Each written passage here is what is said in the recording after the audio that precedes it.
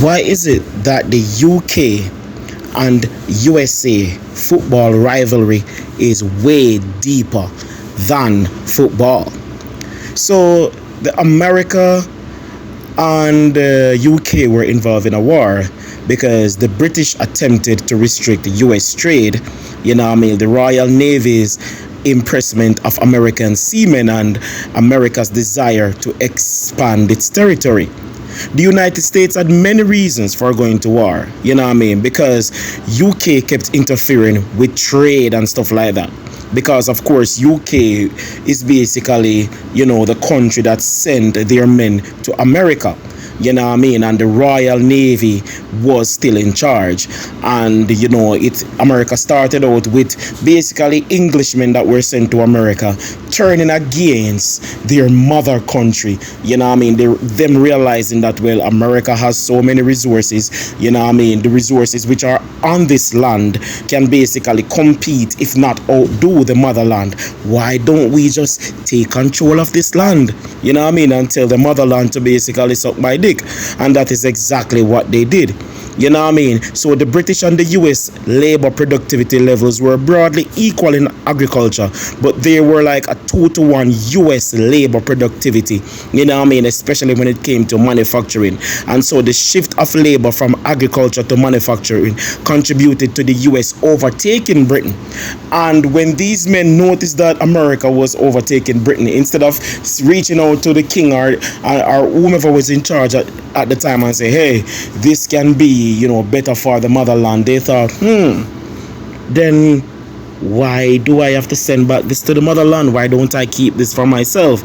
And that, of course, led to a major war between UK and England, So in the early 1600s, the British king began establishing colonies in America. And so by the 1700s, most of the settlements had formed into 13 British colonies: Connecticut, Delaware, Georgia, Maryland, Massachusetts, New Hampshire, New York, New Jersey, Virginia, North Carolina, Pennsylvania, Rhode Island, and South Carolina. So England basically controlled America largely. This was their place, this was their territory until the betrayal took place. I often refer to America as the prodigal son of England.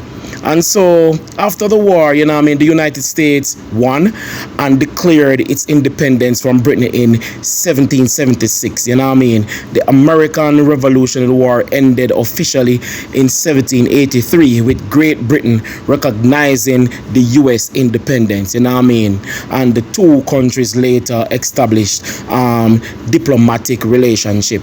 In April 1782, the North Ministry was replaced by the British government, which accepted American independence and began negotiating the Treaty of Paris, with the treaty's ratification on September 3, 1783.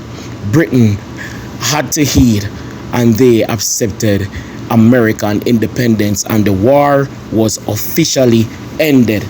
However, that was very much embarrassing for UK, as anyone would feel. Imagine working so hard to establish your colony. Imagine conquering the amount of the world. Imagine defeating superpowers, and finally feeling that, yes, you finally got this place, which can basically give you so much economic growth.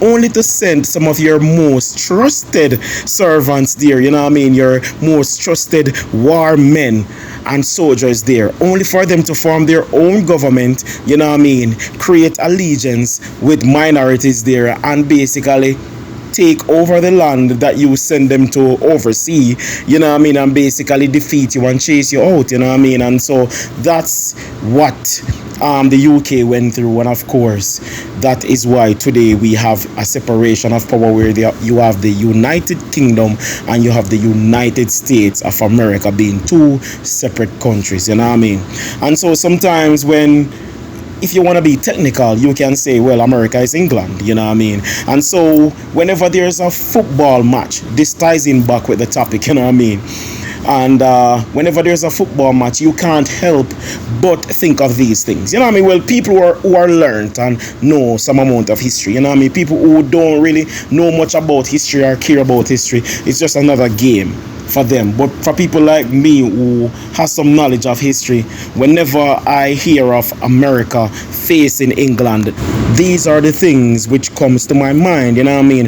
How does England feel right now, knowing that this should have been our subordinate? You know what I mean? This should have been a country that we had power over. You know what I mean? We can't lose this game. You know what I mean? This would definitely bring back, bad memories. Imagine America beating you in a soccer game. It will remind you of that era when you lost the war to a country that was supposed to be inferior to you, to a country that was supposed to be led by men who you sent there to take care of the country. You know what I mean? So of course, English people must feel a sense of like PTSD whenever they hear about a football game with America or against America.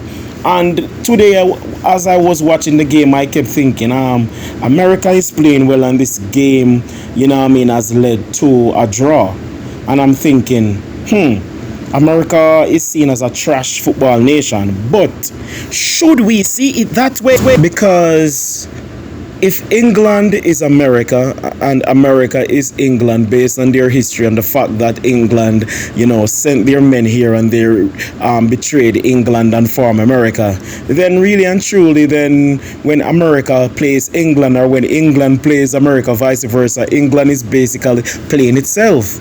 You know what I mean? So for many persons who think that America should be a trash football nation, if you think about it deeper and you try to be petty, then they should actually be a good football nation because their forefathers are the creators of the sport. You know what I mean? So if anything else, and if skill set can be passed down through genes, like they say, slavery is passed down, the trauma is passed down to generation, then surely good football skills can be passed on to the descendants of England that are now living in America.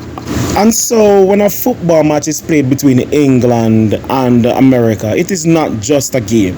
It is not just football. It is years of pain.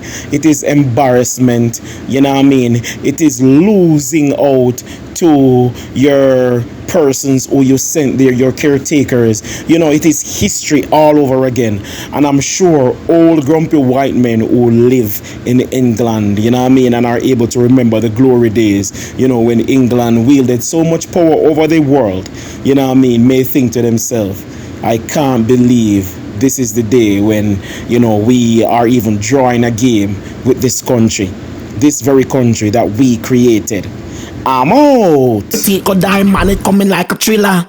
Said them is a scam and never got a pillar. Capation you to the ER and a Anthony Miller.